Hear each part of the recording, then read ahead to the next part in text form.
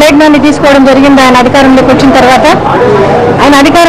తర్వాత అంటే ఆ రోజుకు 1,00,000 కోట్లు పెట్టుబడితోటి 86 ప్రాజెక్టులు తీసుకోవడం జరిగింది. ఆయన 1 కోటి ఎకరాలు నీళ్లు సాగులోకి తీసుకురావాలని చెప్పి తీసుకోవడం జరిగింది.